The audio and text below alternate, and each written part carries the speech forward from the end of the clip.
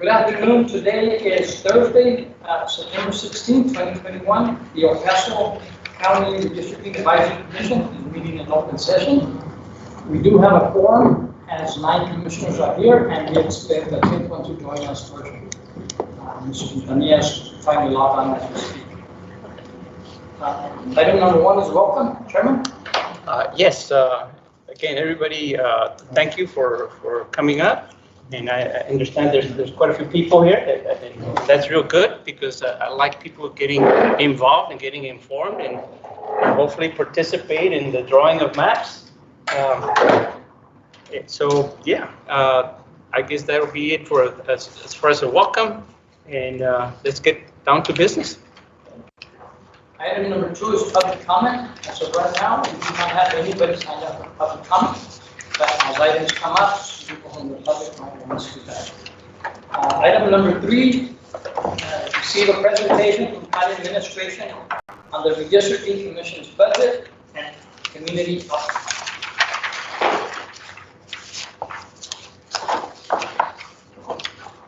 Chairman, may I proceed?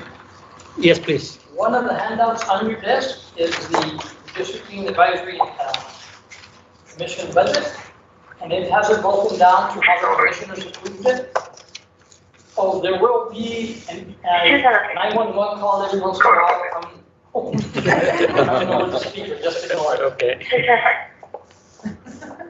It is how the commissioners court approved it by advertising, staff, dedicated staff support. Everything is listed on there. What was budgeted is put on there. What was spent is on there, and then the notes are where we're about to spend it on. As you can see, we have not spent very much other than on salary for Mr. Megas, who is helping us on the equipment to broadcast this. The consultant, he's available. We haven't used him much. I was Mr. David Mendez, if you meant. And the biggest part of it that we have also dedicated is legal counsel at the end if there's challenges to the map, if there's litigation, we do too. Let's see what else. I guess. Oh, and then there's budget in there for after we're done, and on the side it says we're gonna print the ads in the El Paso Times, El Paso Link, the Diario, the West Texas Courier. So we're budgeted in there too. Any questions on anything here? The chair. Yep, please. Question on the committee training. Is that training for us or what committee are we talking about? No, it is training for you all. We've had one out of our circle training by Mr. Mendez, which was on the second meeting or so that we have here. The rest of it, we're doing it in-house, and we're trying to, pursuant daily redistricting, we try to do it ourselves. Next, yeah. We're going to try to do it ourselves too when we draw maps together. But I can't get it across, or I don't do well enough job there to bring us to help us train this. Yes. Yes. And then for the advertising and outreach, since at the last meeting, it brought up that we needed to advertise a little bit more. Is this something that we could start doing? And that's, so far, we've been doing all our outreach at free of cost. Like it says on there, social media, we send a press release to all the media all the time. On Monday or Tuesday, I have an interview with Fox News and CBS. They want to do something about what you all are doing. So we're trying to do free media. If it doesn't work, then we'll start paying for advertisements. And the neighborhood app, we do that too, and Facebook. I reached out to someone from KBIA today, so they're probably going to join us in one of the upcoming meetings. They couldn't come today. We're trying to do it with free media because the social media, the Instagram, Facebook, and all that is just as good. But if it doesn't get anywhere, we'll start buying radio ads. Just know that everything we approve over 5,000, we have to go back to the commissioners court and get approval. But that should not be a problem. It is the committee's money to use the projection. Anybody else have any other comments on that? The second half of that item is the outreach, community outreach. We are still sending notices to neighborhood associations. We're sending it out to the media. We email it to about 90 reporters throughout the city and county. every time we have this. We're putting it on the neighborhood app, we're putting it on Facebook, we're putting it on Instagram. Something that you did that I thought was very well, that flyer, okay, because it's a lot easier to get that flyer into media. And I know that the league has a list of 250 people who have expressed interest in the topic. So that's what they send out. So we're each sharing that image in our own personal Facebook or whatever. So, yeah. And Mr. Ornelas updates the flyer every week, and then we start sending it out to try to get some interest. And then the neighborhood associations that have been constantly coming, we're keeping them in contact by sending them emails and updates as to where we're meeting.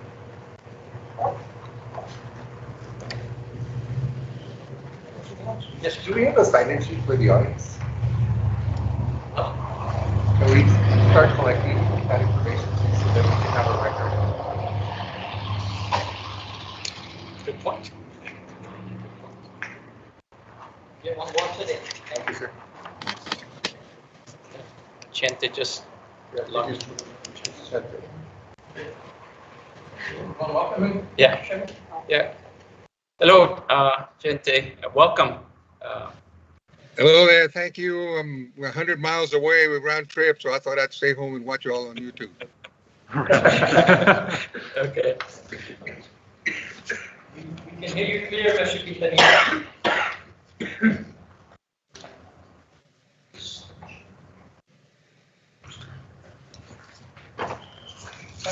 There's no action needed on number 3. And then number 4, receive an update on state redistricting legislation. Yes, I take it you're going to present that piece? Yes, sir. Okay, go ahead. About 3 weeks ago, we told you that a bill had been filed to move the deadlines back. There is another bill that has been filed, actually, but it's also stalled because the governor just called another special session that starts on September 20th, and their one goal is redistricting. So according to Art Fierro, state representative, and our lobbyist, Claudia Russell, the state lobbyist, the deadlines are not going to change. They're going to approve redistricting real fast, which means your all's work will have to be done by October 18. And the commissioners will have to approve the maps by November 8. So we're being told not to expect a delay, to keep going, and nothing's going to change. The primary fighting season is going to be toward the end of November, and everything stays the same. If that changes, we will immediately notify you all. But they start the 20th, and the number one item at the state is redistricting. And as Art said, the Republicans have a good control, have good numbers, and they're going to pass it pretty fast. Sure they will. I'm sorry. Yeah. What were those dates again? 18 and what? Our job is to present to the Commissioner's Court on October 18th. Correct. The minority and majority maps if we have them, and then that gives the Commissioner's Court 2 weeks, 3 weeks to look at the maps, get input. They're going to approve it November 8th. That also gives us 3 weeks. If they want to come back after the 18th and say start over, then we'll reconvene real quick and we'll start going maps over. If they say just tweak this, tweak that, we'll reconvene. It gives us time to adjust. So Chair, we still have October 2nd as our kind of workshop day. Right. This Saturday? Okay. Yes. Because that'll leave me 16 days to prepare the report to present to the Commission. Yes, we still have October 2nd, a Saturday reserved as a workshop day. But if I can jump ahead, next Thursday, our meeting is back at the county courthouse. And we have set up for 11 computers to be set up with a big board so that you all can start drawing there as a group if you want. Or if somebody needs tutorials, we're there. That can be the first workshop. Excellent. Okay. Thank you. So after the October 2nd, we really don't have any other meeting of this group, or do we meet prior to the 18th? That would be up to you all. It depends how we do on the 2nd. and depends how long we are, and then if you all need to come back the following Thursday to reaffirm what you all just did. We're just built into week windows for us. Okay. Yeah, I was wondering whether the commission would want to see a draft of the report that I will be putting together to critique it. So I think we should. I mean, only just puts a different set of eyes on there, you know, to be able to, you know, take a look from different aspects and, you know, maybe provide some additional input. that would be good. And would it be possible to get it beforehand, before we Correct. meet, and so then we could review it and then bring our Sure, comments? so sure, that, yes. you know. Uh-huh. SC-5 response channel 12829, Lamington Road will be referenced an assistance call. Raising of a possible hazardous chemical spill in District 431.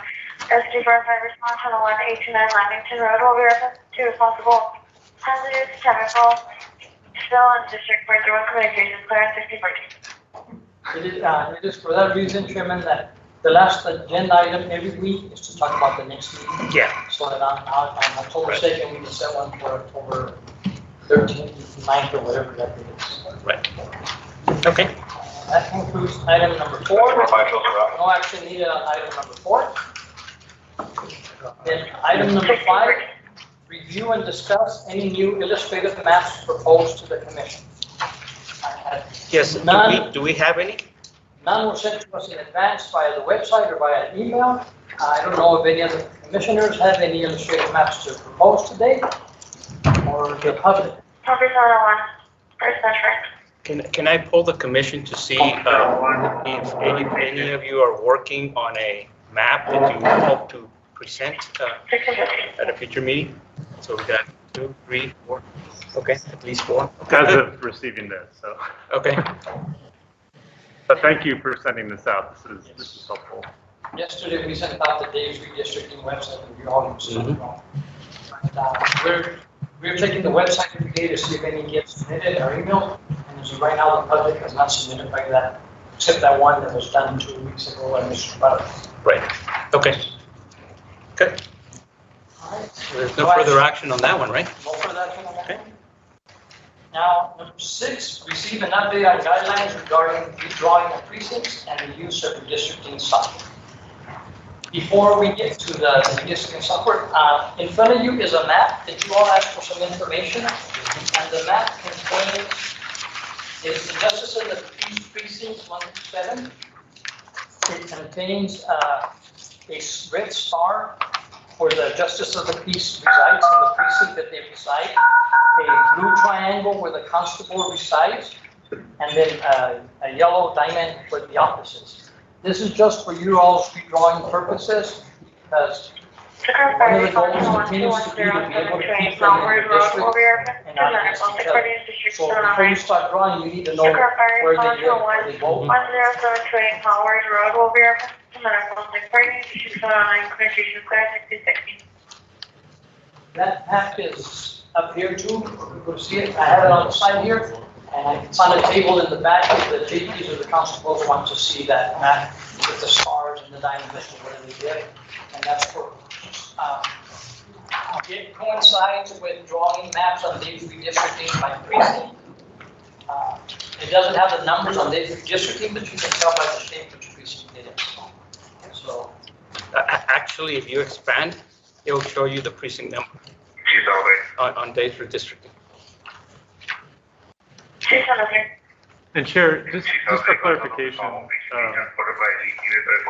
again, legally, we can't have two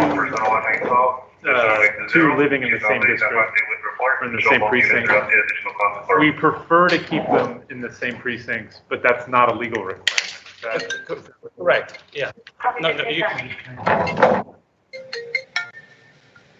Yeah, I don't know if everybody heard the comment that we cannot have, for example, 2 justices of the peace living in the same precinct, okay, or 2 constables in the same precinct, okay. However, it's also my understanding that constables get reelected in 2024. So in the event that they get redistricted out, they can still complete their term up to 2024 without requirement. In the next election cycle, they will have to decide whether they want to run in whatever district they've been put on. Anna? Just to add on that, because I actually did some additional research because we've been getting some really good questions, and you're correct. One of the things to add is with the constables, actually, if they have been in office for 10 consecutive years, then in that case, they could elect to continue to run in their old, like wherever they previously were voted into. So the original district, one of the traditional redistricting principles among contiguity, compactness, that is where you want to maintain those constituent relationships, right? It's just one of the categories.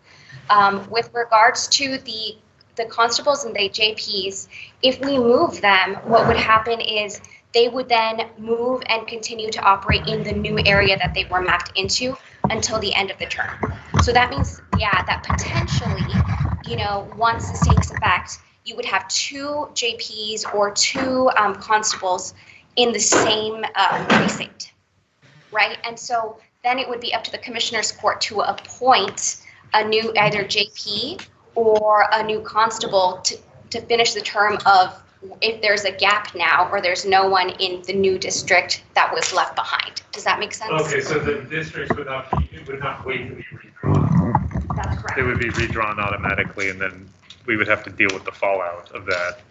Not the fallout, because the Commissioner's Court would then act, right? Yeah. Yes, for sure. But yes, you're correct in that if you all move, say, a constable to a precinct right next door, and so then you have 2 constables in the same precinct, right? And depending on how you draw the map, if now there is no constable left where that constable was moved out of, the Commissioner's Court would then need to come in and appoint someone for the end of that term. But the constable that was there before and is moved continues to function as a constable. You're absolutely correct. They get to finish their term. But they have to, if I understood you, they have to work in the precinct that they were moved to. That's correct. Okay. Now, do the JPs that have served for longer than 10 years have the same protection as constables? No, sir, I was not able to find that today, but an equivalent provision. You know, I only saw it in the local government code. Okay. And do we know? I have a question. I'm Constable Precinct 5, Manny Lopez. My question is, you mentioned something about having at least consecutive 10 years or more in regards to being a representative precinct. I noticed, I mean, I've been reading all this stuff, all this information. The one rule that the Redistricting Commission will try to follow is to accommodate the JPs so they won't run against the incumbent. What is the difference for the constables to the JPs? So it says, as a constable, we represent and we serve the JP itself within that precinct.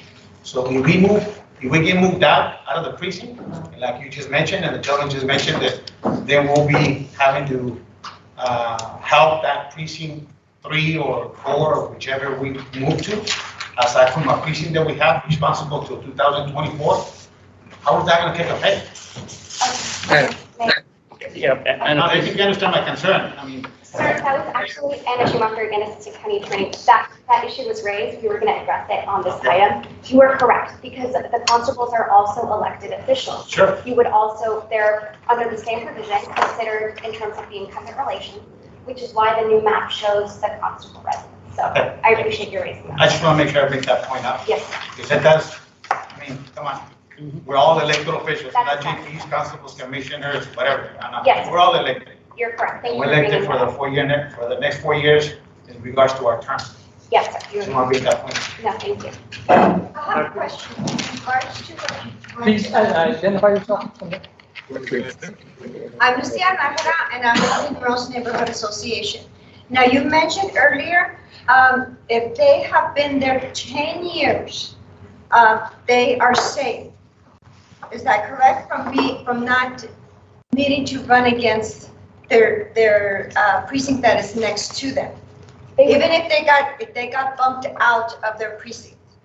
No, that's not correct. So at the end, whenever there's an election cycle again, you still have to run, right? So you don't get to continue to stay on past whatever your term is. So, but you could elect to run in the original precinct that you were in. If you had 10 years or more. That's correct. But if you would like, if you end up liking where you were moved more, nothing prohibits you, right, from now running in that new space as well. Thank you. Chair, I think I get it. it's worth just mentioning again that the commission has taken it, especially for the gentleman from precinct 5, as our preference to try to not to move anybody out of these precincts. That is certainly our goal, is to not have to do that. But I was curious, at least, just about whether it's legal or not. Right, and I appreciate that question. So the preference, as you said, Commissioner Benoit, is to not move anything, right? Because that is one of the traditional redistricting principles. We also have in our policy where it says, you know, we should not discriminate, we should not try to pick or move people, you know, to the benefit of some or the detriment of others. But ultimately, legally, right, is if you first have to follow the Voting Rights Act, the 14th Amendment, right, you have to follow, then, you know, try to align people by population, which is one of the charges from the Commissioner's Court to this commission. But then within all the traditional redistricting principles is this principle that we're saying keeping people within their constituent relationships, but you also evaluate that along with compactness, contiguity, geographic boundaries. Does that answer your question? Yeah, thank you. Thank you. Again, because you all expressed that interest, that's why you now have a map marked with their own precincts. And I appreciate the fact that you put the office location in this, because I think that's even more important than the residents of the constable, is that we have an office in each one of the areas. To that point, David, and I like to clarify, forget who I asked, told me that it is routine that if, let's say, a new JP gets elected and does not like the location of their office and want to move it, that it's customary that they will accommodate that JP. Is that true or not? That is a budget question for the Commissioner's Court. Some have been moved to county buildings already, and some are in different office complexes. So there's no requirement to move? No, it's all on a case-by-case basis. Okay. Yeah. Thank you, Chair. If I may, so one of the other questions, I believe it was Judge Lujan last time who also brought up a really good question, and he asked does there have to be a JP at the courthouse? He said, right, like, can we move, you know, I think it was Judge Herrera out and put him somewhere else. So Judge Lujan was correct, is that even if you move, say, someone out of where the courthouse is, wherever the courthouse falls, there has to be a JP there, and his office would have to be at the courthouse. So no matter what, we have to have a JP at the courthouse. Okay. And does that usually fall to the JP in the district where the courthouse is? The JP. So that would be it looks like 3. Yeah. Right now it is JP3 that is in the county courthouse, yes. That's correct. Yeah, so no matter where we move, we just couldn't leave wherever the courthouse is without a JP. Okay, so wherever the map ends up, whoever's in JP3 will have its office at the county courthouse. Okay, I understand that. Go ahead. Sorry, just one more update. I'm sorry, there were a lot of really great. This is good. This is very good. This is a very important subject today. Well, and I have to thank really, you know, the constables and JPs for raising really great questions and Mike getting to do some digging. So another question that came up was, can the JP submit their own maps? And that was a question I got today. So I did some digging, and we believe that they can. And the reason for that is, though it is the intent of the public to be the ones who provide the input, because you all are essentially filtering, right, whatever it is the public that is providing information, then you all will get to determine, do we accept this proposed map based on the public input you would receive on a JP map? So they could present their own maps to you all, and then it would be up to you all to then decide whether you send that over the Commissioner's Court. And it's the same for the constables. They can also propose a map. It comes before you all look at it, you all discuss it, you all decide what you do with it at the end of the day. All we ask is that it happens. Just like we have to put proposed map by Jesus Valdez, we would have to put proposed map by President Biden. He decides to give us one. And I think a good question to bring is that since all the JPs are getting together and actually recreating their own maps in regards to the lines and stuff like that, we as constables, we represent our own persons.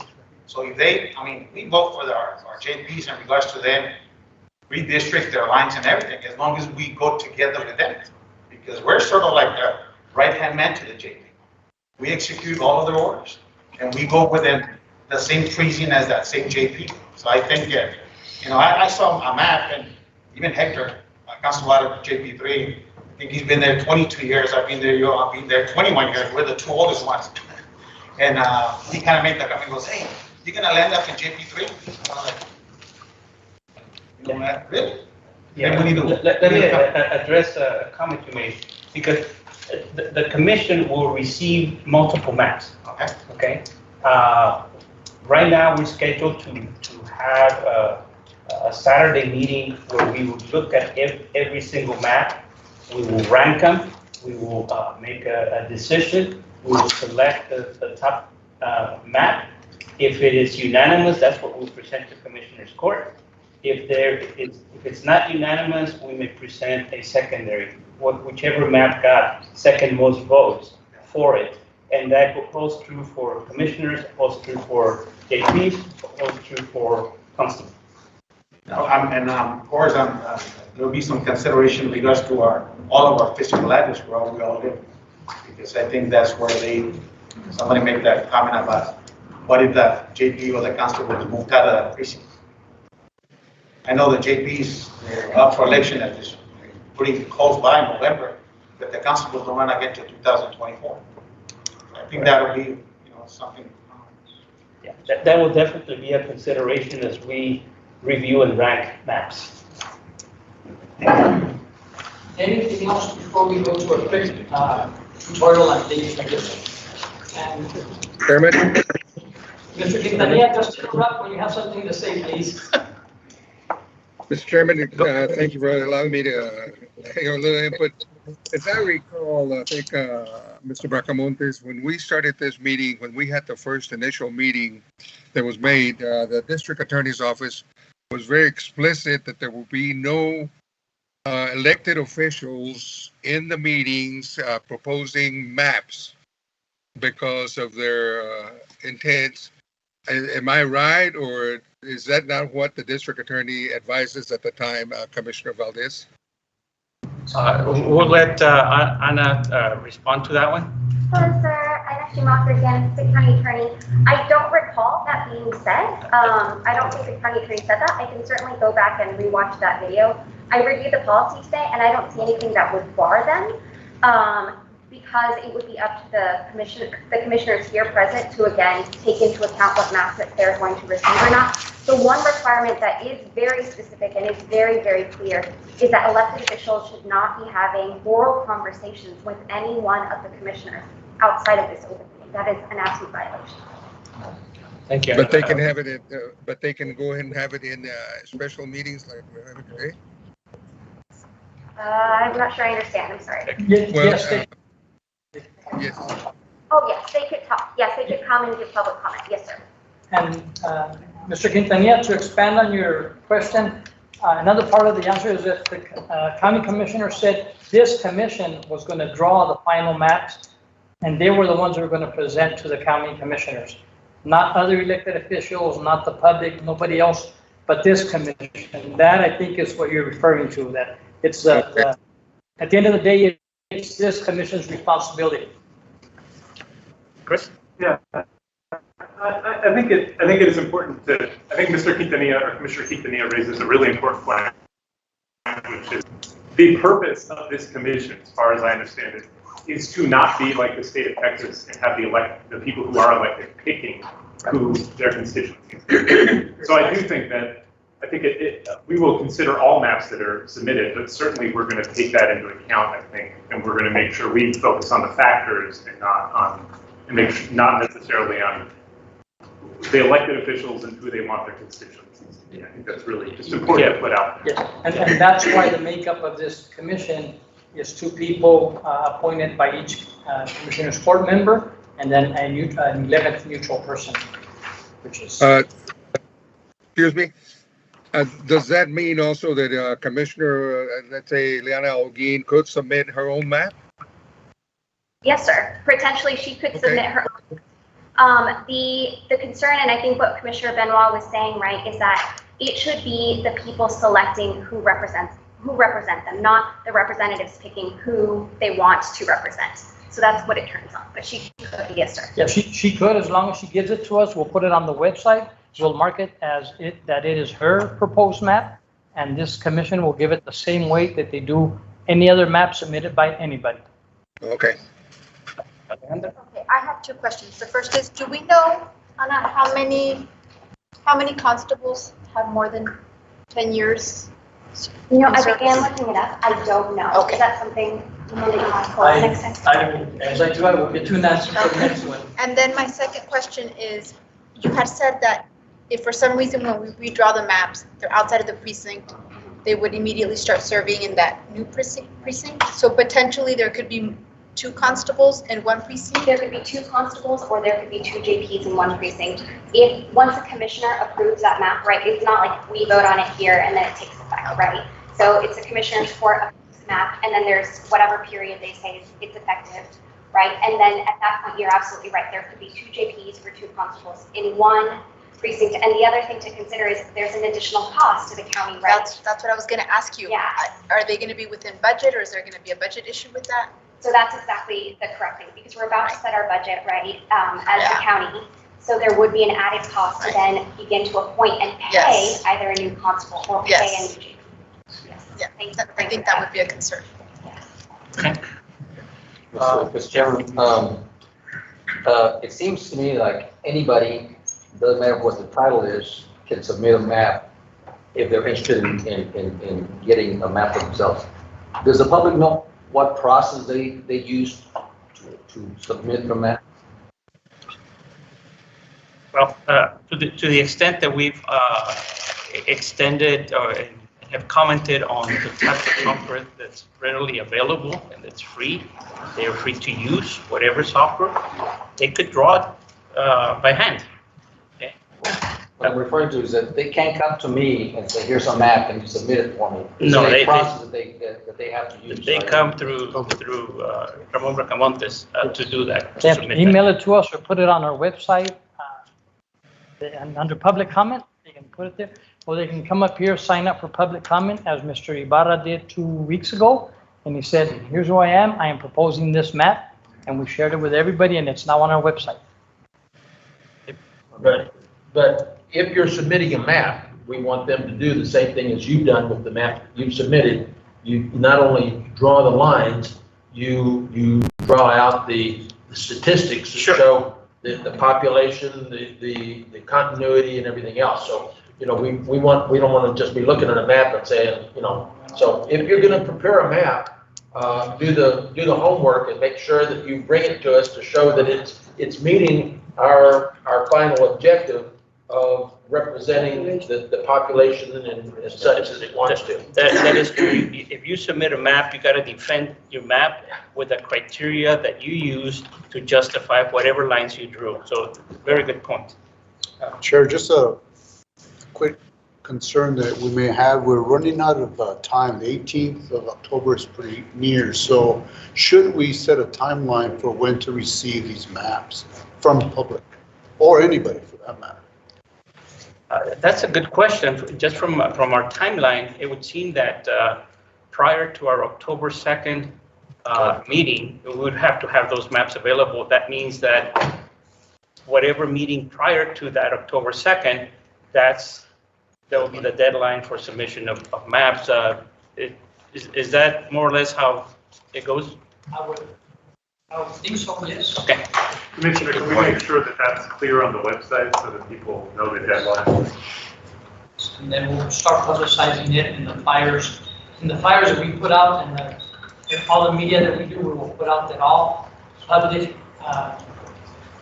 proposed maps must be submitted by October 1.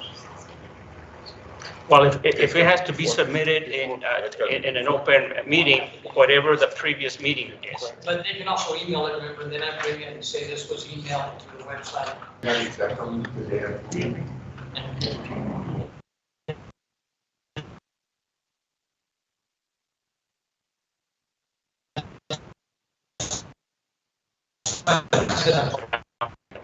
Just like Mr. Thacker said, the statistics and why they think that's a good map.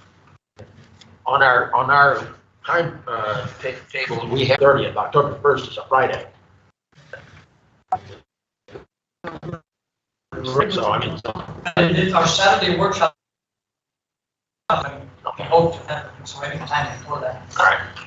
So just for clarification, okay, so someone submits a map, so we're expecting, I guess, no public comment, they just submit something in writing, this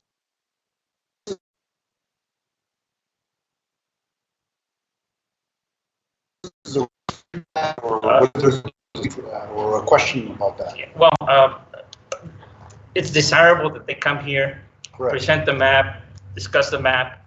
If their explanation for why they chose that map seems to have credence, and then it's just going to be part of the ranking we do.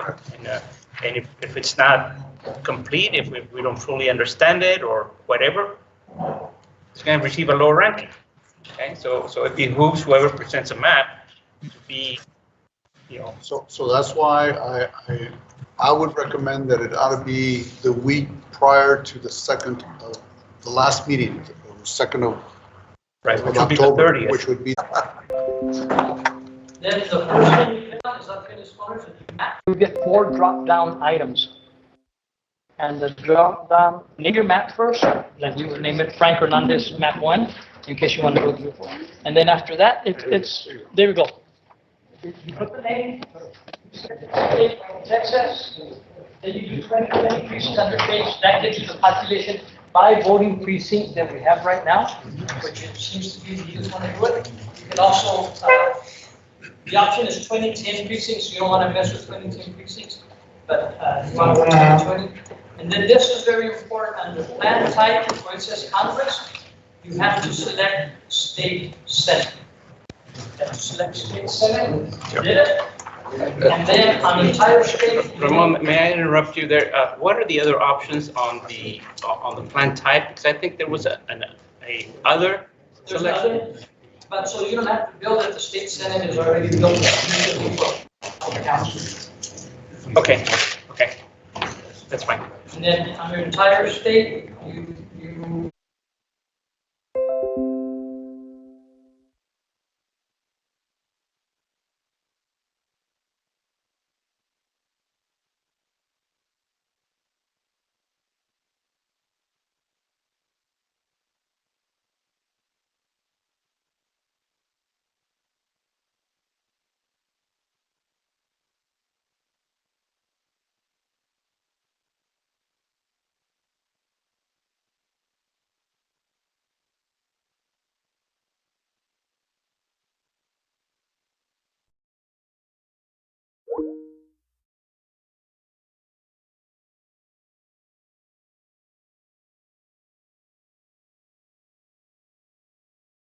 you can do precinct by precinct and it starts adding it up for you. Dave's redistricting, that link we sent you will work, and if you follow the steps that we sent you guys, you will get there real soon. You will get there. You should be able to start. Mr. Chairman, I do have a question. And it's addressed to Ramon here. Because I did get this and I went into it, and it's very easy, but it's also on population. We go, when you click, it's the population and so forth. We spent a lot of time talking about communities of interest, and so that was a concern of mine. These maps don't show any of that. Is there any community of interest that was a concern or showed any concern? That's one of the list of considerations, just like we're trying to avoid having elected officials being redistricted out, that's a consideration. So is the protection of communities of interest.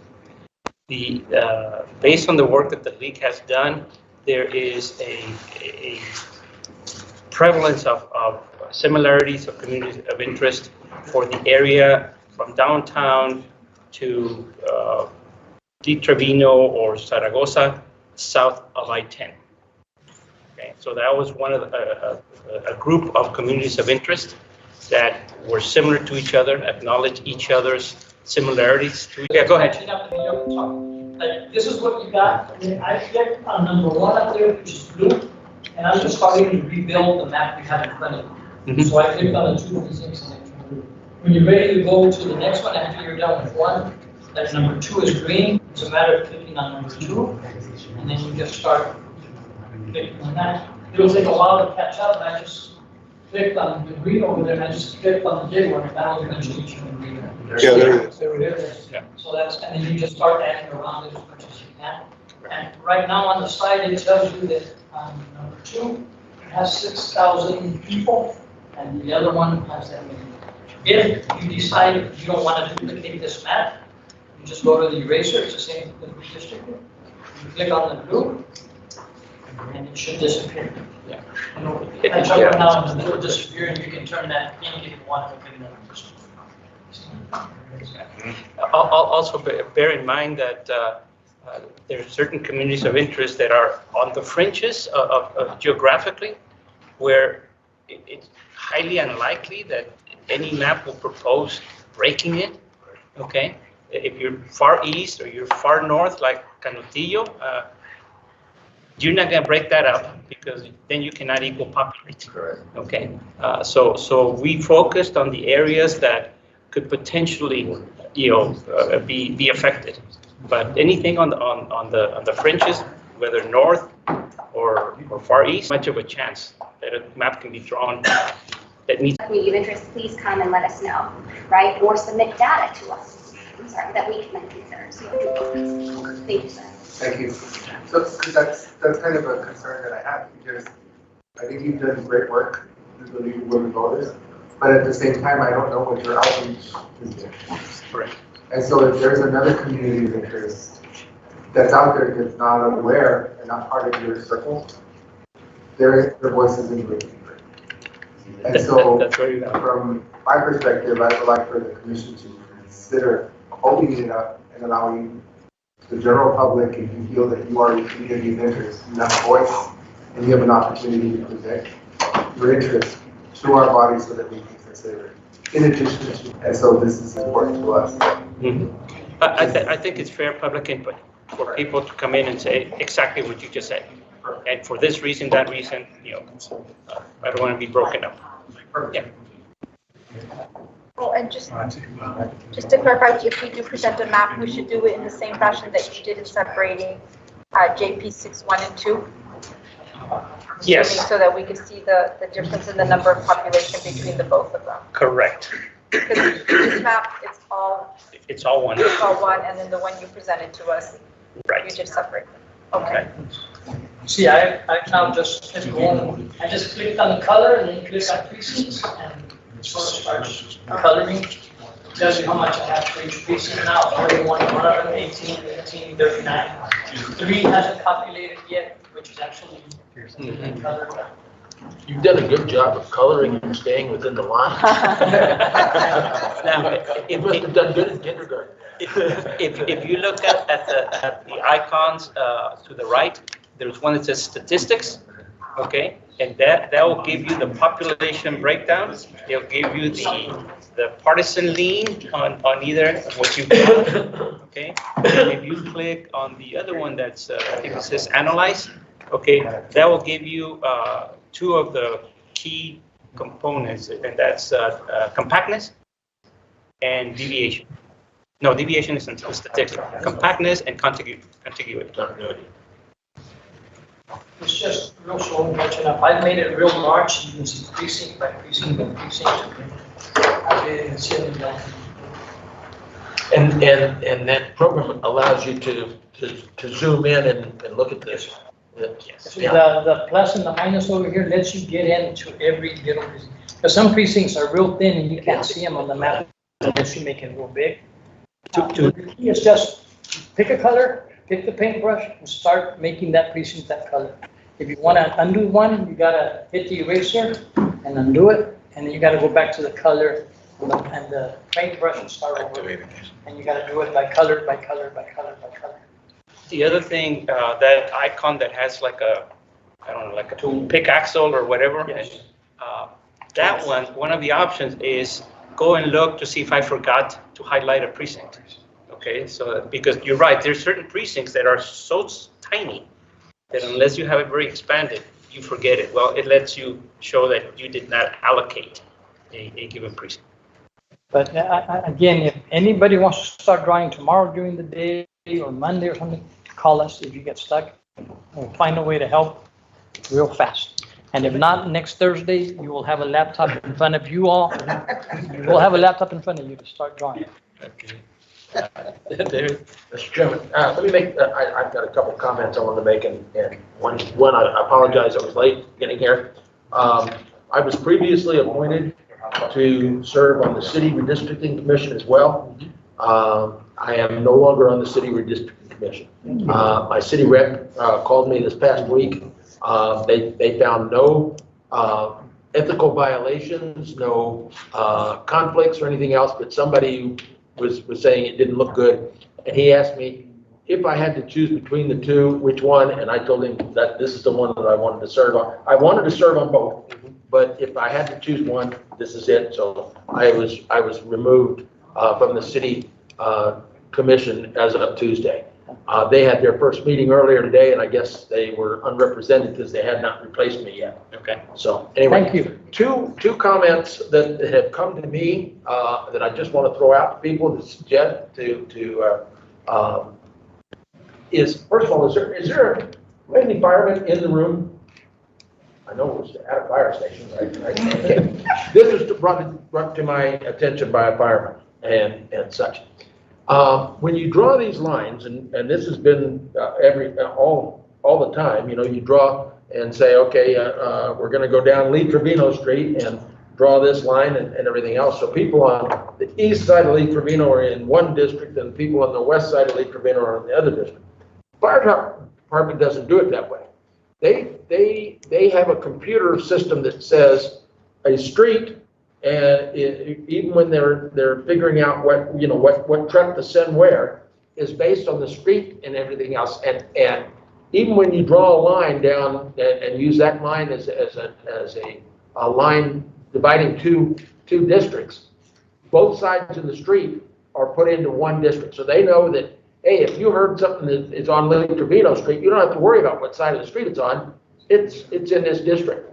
And I don't know if the county has ever looked at that and instead of drawing the line down the middle of the street and putting people on the same street on opposite sides of the streets in different districts, drawing the line in such a way that says, if you're on this street, you're, The answer to that would be to draw the maps based on census blocks. Okay. And census blocks are my street and the street behind me probably. Yeah. And then across the street is the next two streets. That is available on here. Okay. I just haven't researched it, and if y'all want it by census blocks, you can draw it by census blocks. Yeah, I never knew of it, but a fireman came up to me and was telling me, that when we get told it's, to go to Hercules Street, we don't have to worry about which side of the street it's on. We know that's in this district. This method by precinct allows you to group and to add up like about 1,000 to 5,000 at a time. Okay. By block, you're probably going to add 100 people at a time. So you can do it that specific if you want. Yes, and we'll help you with that. All right. The second suggestion that was made to me was, okay, we're going to be doing the county commissioners. Four, okay? Then we're going to be doing the JPs, and we're basically going to be doing it by population, and we're talking about 8, because we're dividing six into two, correct, and such. So if you've got going to have 8 JPs, and 4, why don't you do the county commissioners first, and then assign 2 JPs to each county commissioner, and say, okay, now that we got the 4 done, draw each of those, divide each of those 4 in 2, and assign, okay, this JP1 has, county commissioner 1 has JP1 and 2, and his division, and that way it's like cutting a pie. You put the line down the middle, and then you draw it in fourths, and now you're drawing, cutting those into 8ths, and should that be maybe a consideration? I'm not advocating it, I'm just passing along some comments. I think that'd be a good challenge for anybody that wants to draw a map that way. Okay. Let's just. The way you're speaking right now, this one has 3 JPs. Right. And a 4th, 3. And this one has 1, I think. This one has 2. This one has 2. Yeah. So population-wise, But you can you, do you want your population of a JP district to be half the size of a commissioner's district, so it would just make it, you know. It would be logical. Just, It would be logical. just comments that I got that they asked me to pass on, so I'm doing so.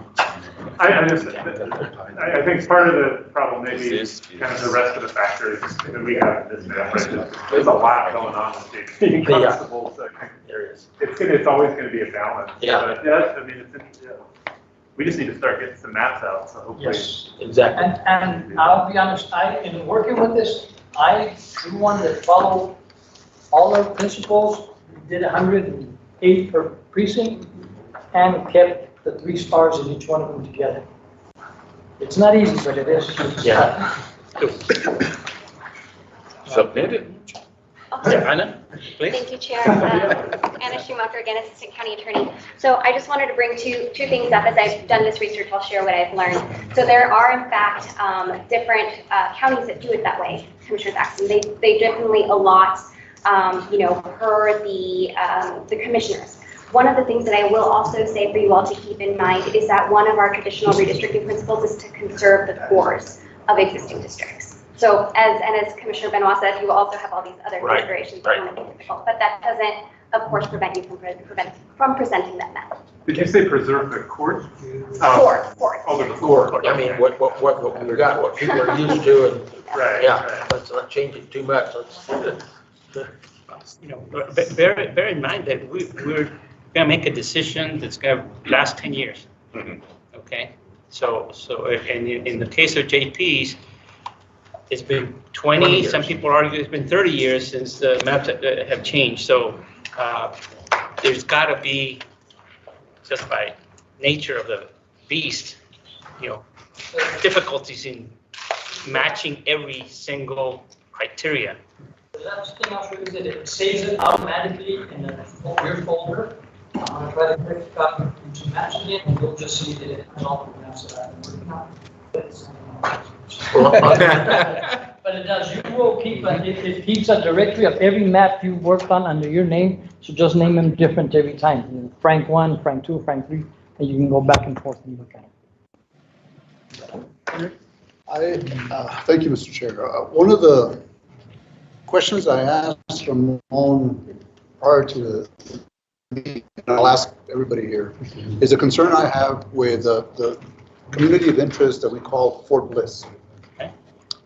And the question I asked is, okay, what we're doing here is looking at the population, and I asked them, what is the population of Fort Bliss, and what are we counting exactly? And what we're counting there are residents, right? When you fill out the census, Yes, you said, okay, I live here and I live at Fort Bliss. And so if you take a look at that and you see that, okay, I'm a soldier, I live here at Fort Bliss, and this is where I live today. Now, they get reassigned and say 6 months, a year, what have you. And we're making a decision for 10 years. And so that population could fluctuate, and it's not very accurate to say that we have this number of soldiers that are resident of Fort Bliss today that may not be residents in 6 months or what have you. So I would, and the reason I bring that up is because there's 3 precincts that are sharing this.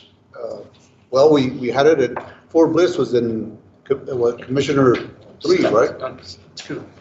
4. It was 4. Now we've done some other maps. Now it's in 1. Here's another map for 1. And we also had it in 3, I think.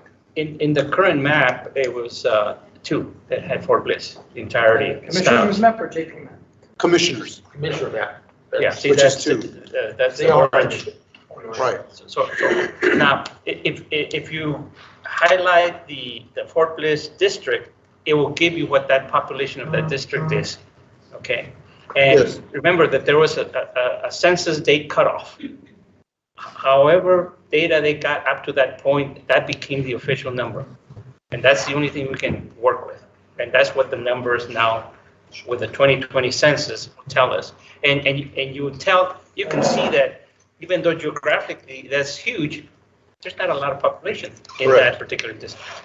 Correct. That's what I'm getting at, is that the population will fluctuate in that core community of interest. So we ought to take that into consideration when we're doing these maps. That some community of interest, like Fort Bliss, does change. It's not static. Sure. But at the same token, breaking it into two doesn't make sense either. I would contend to you that with the exception of deployments where there's some Fort Bliss soldiers that are deployed in Iraq or Afghanistan and then they come back and everything else, actually Fort Bliss's population is probably, they may not be registered voters here, but their population is probably the most stable there is because it's housing at Fort Bliss that we're counting. And if somebody moves out, somebody else moves in. And they run pretty much constant on their population at Fort Bliss. So. Do you think that the commissioner would actually represent that community of interest? Do you think they would accept the representation of a commissioner? I think so. Not of their. It hasn't been an issue so far. Well, it actually has, hasn't it? I mean, Well, you know, to give you an idea, and I just said I was going to serve on the city redistricting too, and I did 10 years ago. The city does not include Fort Bliss, and so when they do theirs, Fort Bliss is not even a factor. Okay, but the county does include Fort Bliss, and they pay taxes to the county, or they use county services and such like that. So they are part of the county of El Paso, and so whoever represents them should get out there and represent Fort Bliss as much as he does the constituents of the rest of his district. I need to update Mr. Quintanilla on something. Mr. Quintanilla, tomorrow I will email you a map that has the home precincts of all the JPs and the constables, so you can have it handed. It was handed out here. It was handed out here today, but we've marked on every precinct where they live. Not Okay, their that's address. what I was looking for that on my maps, but my other question is, who do we call tomorrow if we want to come in and sit down with somebody to draw up a map? You call me, and if you want to meet halfway in Fairbanks or something, we can do that. Yeah, and no, I'd like to come up to the county office, but anyway, so I just call your number. What is your direct number? Because, you know, we have to go through the whole process of listening to the whole thing the county has to say. It is easier on my cell phone, 915-525-0442. 0442? Yes. Okay, thank you. Thank you. That was very generous of you, Ramon. Anna Schumacher, again, Assistant County Attorney. So just one of the things, as you all are discussing Fort Bliss, right, it says, and this is our charge from the Commissioner's Court, it says Fort Bliss, if possible, should be in one precinct. So just a reminder to me, keep in mind. Thank you.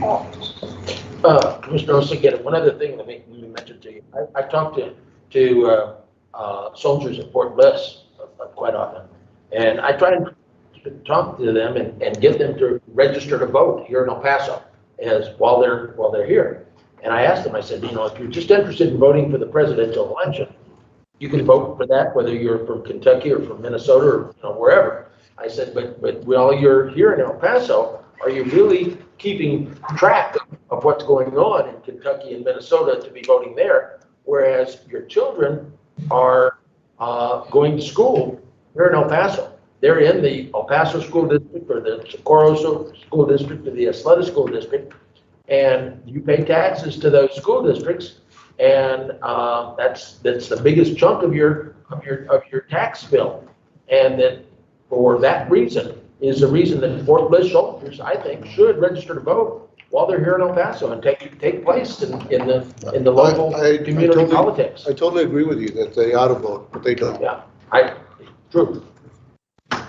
Okay. Somebody else? Chris, you? I was just going to say, I mean, obviously, it would be nice for redistricting to be more fluid, but we have a charge and that's every 10 years, and we just kind of, and the census is only done every 10 years, so we're just kind of stuck with that. I'm happy to hear that Fort Bliss as a community of interest is actually included on the county chart. I didn't remember that. Thank you. I know that when this commission was being formed, that was one of the comments when you were forming it to comment that to keep that community intact. So, okay. Anything else on that item? I just apologize for the technology issues. We thought it was going to pick up like that. But it is simple and it's up there and it's ready for y'all to start going. And we are ready to help. No action needed on number 6. Item number 7, discuss and take appropriate action regarding future meetings, including a possible time change and agenda items. The possible time change had been put on there by Commissioner Thaxton, as he may have conflicting meetings, but he withdrew now. And on the agenda item, do you want to entertain a motion, Chairman, on what Mr. Ojeda was saying a little bit earlier about the day to accept maps from the public? Mr. Chairman, before we do that, okay. Can I also make a recommendation that we consider moving our October 2nd date back a week to give the public an ample opportunity? If we have to take our presentation to the October 18th meeting, that still gives us 9 days to prepare a report. I just want to make sure that the public has all opportunity to voice their concern. Okay. It's a week for us, but I think it's a week well served. The only thing would be that it crunches the time that I have to prepare the report for the Commissioner's Court. We also silence the community's voice. Right? And so I think you're pretty knowledgeable and I have every confidence. Flattery will get you everywhere. That's not gonna work. I just, you know, the data was not made available to us as we had originally intended. We pushed back. Our crowd is getting larger. There's more people in the audience that are concerned about this particular matter. And I just think if we can afford the community an opportunity by 1 week to voice their concern. Well, can we have discussion on that issue? By other. Unless somebody seconds that. Before it gets put as a motion, you know, is there a you know, pro or con, you know, what he's proposing to allow 1 more week for map inputs? Right.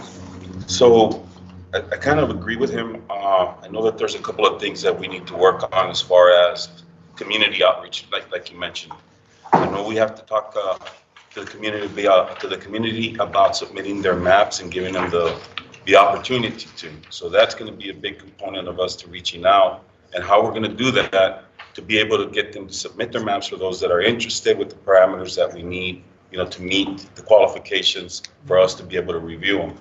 And also there was another thing that was brought up, I think earlier by David, I can't remember what it was, but we were still going to have to go out to the community as well about the community of interest people representation that wants to come in and talk to us. So that's going to add another time frame for us. If we don't change, we're down to a week and maybe days before any of this can happen. You know, if we're going to allow for that, because we only got 1 meeting prior to that meeting where we're going to have to review everything and put everything together without having that voice come in, like you mentioned. Nonetheless, though, we have another deadline that we have to meet, which, what are we going to do with that? Like you mentioned, I mean, he does have to put a report together. We are still going to have to review that report at some time. What's the answer? We definitely don't want to neglect the community and their voice, like you mentioned, but do we have time to listen to all of that? I don't know. You know, the county due date is set. The preparation of his report is pretty much a set in stone factor. And I don't know if we have the right amount of time to get all of that squeezed in into just the one meeting that's for the most part pending. And I mean, I would love to hear all of it, unless we make the meetings longer, but that would be, again, something that we would have to put up to a vote and figure out if we can extend it to get everybody in and, give them their opportunity.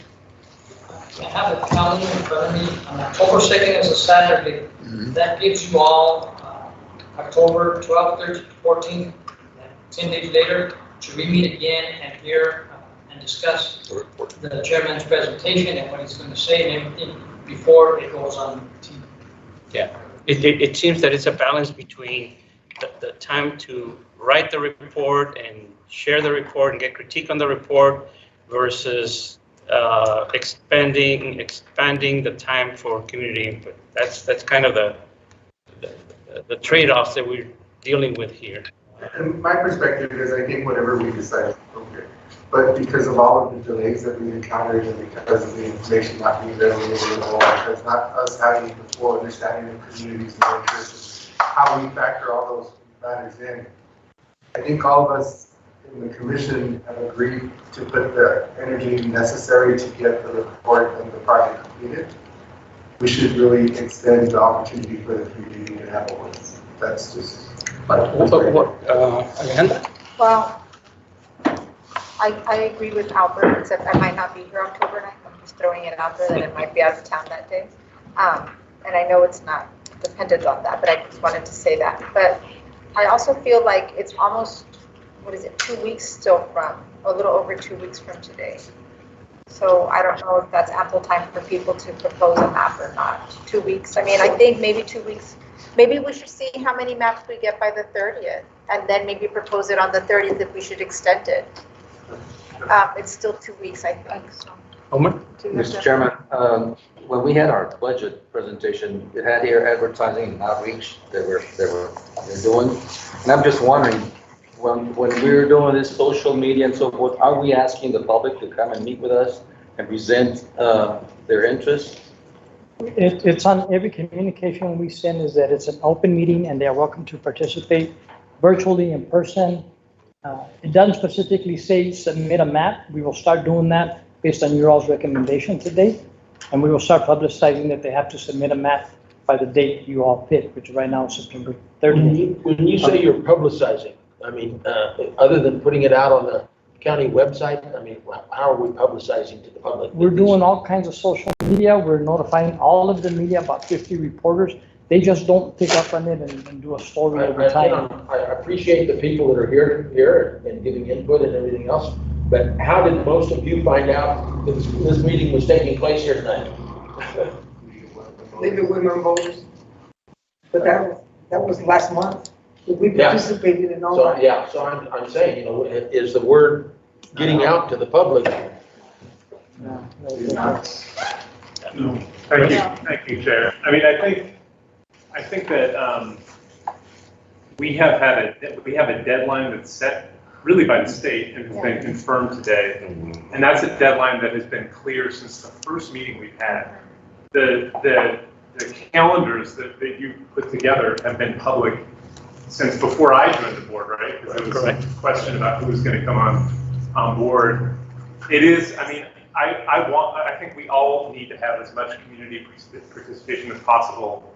But that timeline, I mean, it's been out there. October 2nd has been out there. I think Commissioner Chavez, your position about your own calendar, I think, is fair for all of us. I mean, I think we've all set aside a certain Saturday, and that has been specifically set up so that you can have enough time so we can get to October 18th.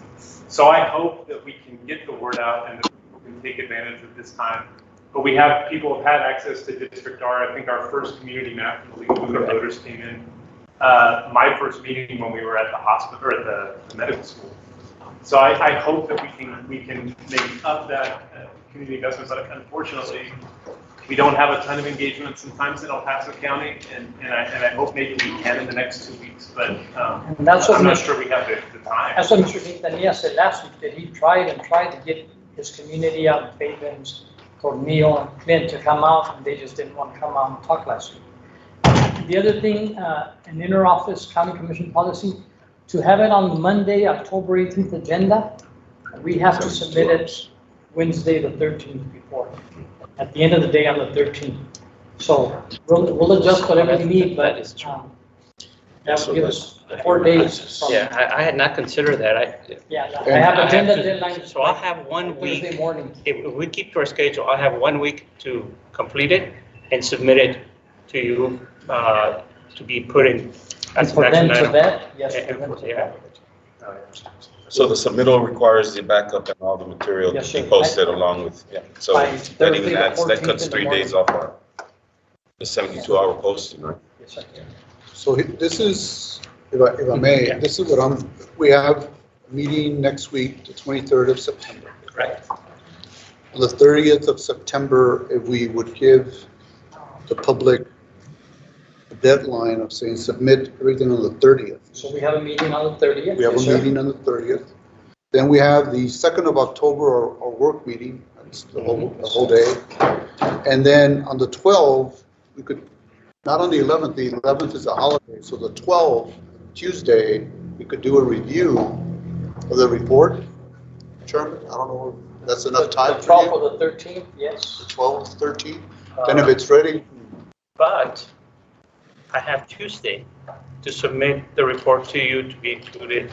No, I need it Wednesday. by Thursday morning. Oh, by Thursday morning, okay. So you all have to meet that Tuesday or that Wednesday, solidify everything and Okay. give me your report, give me the maps and your presentation, and then I put it on the agenda Thursday morning. Okay. So my question is on the 12th of October, is there enough time, say we come in, review the report, is that enough time for you then to make the modifications, changes to the report so that you can then present it on the 18th? Yes. I'm not too worried about that. I'm more worried about the time between October 2nd and October 12th. Right. I mean, It's there 10 is, days. there's a lot of information that needs to be gathered, needs to be explained, very specific.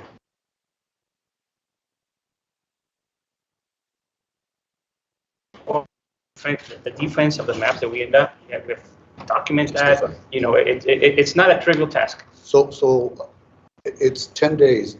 You're saying it's not enough time? We need more time, I guess. That's the question. I would love to have more time. I actually do. I mean, even though I'm retired, I'm still doing contracting work. Yeah. So, because the intent was to meet on the 2nd so that we could discuss, you know, all the maps that we received. Correct. That's the purpose of that meeting. Correct. And then after that, that's only 10 days for you. So when do you think we could review, I guess, the report? If it's not on the 12th? Oh, you can? On the 12th. Oh, yeah. okay. I will commit if I can start on the, after our meeting on that Saturday. Right. I can commit to have it ready for public discussion, and we can meet on the 12th. Okay. And then I think there was also a discussion about if we don't have any input by the 30th, do we extend it or do we not? I don't know if that just tied with what you all decided, but you all need to make a motion and vote on it. Well, let me put it, the motion this way. The motion is that the schedule stays as has always been, where the last public meeting was on the 30th, that we meet on the 2nd to vet out the maps, and that that report be reviewed on the 12th and presented on the 18th. That's my motion. I second it. Have a motion and a second. So keep the schedule as is, and then you all keep the dates as going and review it on the 12th. Commissioner Enriquez? Aye. Commissioner Hernandez? Aye. Commissioner Ojeda? Aye. Commissioner Quintanilla? Aye. Commissioner Reza? Aye. Commissioner Thaxton? Aye. Commissioner Vandertulip? Aye. Commissioner Villa? Aye. Commissioner Chavez? Aye. Chairman Valdez? Aye. Motion carries. Yes. That we increase our public awareness campaign, and if we need to start paying public relations, whatever, to advertise, so that people are aware of our process, that then be expedited since we're keeping to this time. Okay, can I make a comment, and maybe it's a question, from your staff in the county, do we have the resources to mount a more aggressive campaign? And we have funding, and what we haven't done is radio, and radio maybe we start doing next. Can I make a comment? Like I mentioned earlier in the meeting, I reached out to a resource I have at KBIA, and explicitly the question came up, why is this important to us as a community? So I don't know if maybe we should put together a press release or some sort of statement. I don't want it coming from me, of course, I want it coming from the commission, of why this is important. If I was able to hand someone that, it might get more momentum and it might give them more reason to do a story about it. But it has to be something, official and. That ties into what. Yes, exactly. Commissioner Vidas was asking. And I'd be more than happy to distribute it to people that I know and hopefully it will carry. Mr. Chairman, as you and Ramon and I talked about at the end of the last meeting, I have been in contact with Saul Science from KBIA, who does the weekly Sunday night post-news news magazine on a particular subject or such. And he had said that he was interested in maybe doing something on this. Now, that's a Sunday night. I think he's only got the 19th and the 26th next Sunday and the next 2 Sundays that would fit into our, but I think that's worth pursuing if we can get. I will contact them, like I said, at the early morning too, and that's when we started. Fox and CBS are going to meet with either on Monday or Tuesday. They might do something also. So, yes, but I still agree with Commissioner Vidas says we need to do more. Right. And we can do Univision also. I have someone there that I know.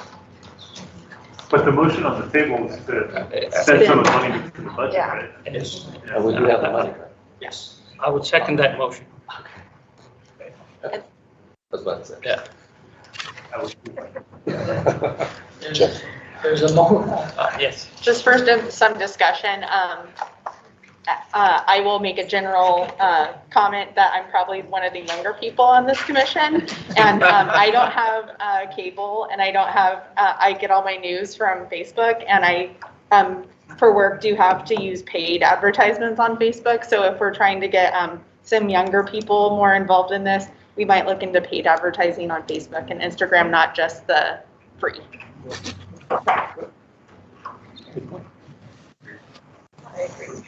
That's an amendment to the motion. There's a motion on the table to start spending the money and do more outreach. And there's a second. So. Commissioner Vidas. Aye. Commissioner Hernandez. Aye. Commissioner Ojeda. Aye. Commissioner Quintanilla. Aye. Aye. Commissioner Reza. Aye. Commissioner Thaxton. Aye. Commissioner Vandertulip. Aye. Commissioner Villa. Aye. Commissioner Chavez. Aye. Chairman Valdez. Aye. Motion carries. Unless there's anything else on the table, next item is to adjourn. Well, no, there's another on item 7 still. Oh, possible time change? Yeah, the time of our meetings. We discussed that, it was proposed last time that we have a different time so that there could be more public participation on it. We could not vote on it last time, we didn't have a quorum. So let's bring that subject, do we want to move it from, instead of 4 to 6 to 6 to 8 or whatever, different day, whatever. I think that's worth discussion. So we can open it up for comments or. We're talking about our last 2 Our meetings? last 2 meetings, yeah. Okay, and where are they going to be? The next one is set for Thursday at the courthouse, so we can have a workshop with the computer in front of you. Okay. We haven't been out northeast El Paso yet. We want it, and that's what this is for. We'd rather do that than.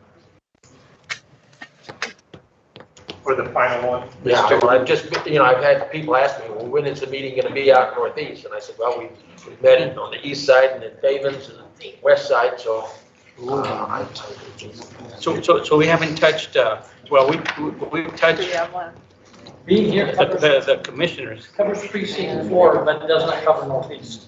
which is the same but different. Right. You're correct. Do we have a venue in the Northeast? You'll find it. Where's the office location that's in District 2? That's like 055. It is on near Cohen Stadium. What is it, Cohen Stadium? Oh, yeah, the JP court, yeah. But we have all of this in blue up here northeast. We go in Route 1 in the blue up here northeast. So there's city recreation centers, there's county buildings out there, there's city municipal buildings that they lent to us in the past. So you all make the decision if we find the venue. No, I like the idea to do the 30th in the Northeast, if we've missed that one, because we've touched others, so. And along that line, just you were talking about the time, time and everything else. Our meetings have been on Thursday. On Thursday nights, is the Flags Across America flag site has their food trucks every Thursday night. So every meeting we have here, after we're done here, that's where I head to, and that's why I'm dressed the way I am. But they will be doing that on both the 23rd and the 30th out at the food site. I mean, out at the flag site in Northeast El Paso. Now, that's not a suitable place for us to meet, but it would certainly lend itself to. Right next to it. Yeah. Community college right next door might be it. If you tell us what part of town you want to meet, we'll find an appropriate venue. I moved that we have it on the Northeast, the last one, on the 30th, have it on the Northeast. At 4 o'clock? At the same time, but Well, let's choose location first, and then we'll talk about whether we want to move it to. That's fine. Northeast time. So the 23rd at the courthouse. Yes. Northeast. Right. Chente? How about if we have a meeting in the Northeast El Paso and JP2 office, I'm sure he would have an office there, Mr. Bracamontes. I mean, if we're looking for a place, we could go to his office. What do you all think? For JP, Commissioner Haggerty's office? Not Commissioner, Judge Haggerty's office? I'm sure he would have all the facilities available. That's pretty centralized, isn't it? Yes, part of the process of what we do, Commissioner Quintanilla, is that we go visit the site tomorrow on Fridays, or like next week, we'll go visit and find a suitable location in the north. So we do site visits way before we set the meeting. And we will do that. Okay. Do we need a vote on that? Okay. So. But on the time, yes, we will need to. Do we need to make the September 30th at a different time? Is it also on Thursday? It's also Thursday. Has there been a problem on 4 o'clock? Debatable, I think. Some people say, well, if I get out of work at 5, I can't make it. I don't know. It's always hard, right? It's hard to tell. Some of us have to get back and get kids to bed before Yeah. it's getting too late. That's comments as. I for one, Chairman, am perfectly satisfied with 4 o'clock. It's well for us. I'm fine with it also. I take off time for this, so it is what it is. Okay. All right, well, it looks like 4 to 6 minutes. September 23rd at the courthouse at 4, September 30th in Northeast at the JP office, the county annex, or somewhere suitable at 4 p.m. also. Perfect. September 23rd at 10 a.m. There's the regional command centers too. Yeah, no, there's recreation centers too. This was actually a very good site right here. No, it wasn't bad. Because they're probably dealing with the hazard. Okay, so there's no more action needed on 7. I move to adjourn. There's a question on the floor. I just want to make a comment that last meeting, there was some confusion on the dates. I, for one, thought that it had been canceled, so I did not show up because I thought it was canceled. So I'm just asking, what would be the best way to communicate just in case things do change and we need to communicate with everybody else? What would be the proper way to check instead of relying on reminders? I like what they did this time. We each got a personal call. I got a personal call just reminding me that we're still meeting at this time at this place. And that was. We have to set the agenda by 4 o'clock on Mondays. So after we set it with the right venue and the agenda and everything, and it's set, then we'll start calling Tuesday morning to remind everybody where it is and the time and everything. Okay. That's good. Phone call. Well, yeah, we'll email and phone calls. Yes, sir, Mr. Quintanilla? Do you have a comment? No. No, I'm agreeing. Okay. Second.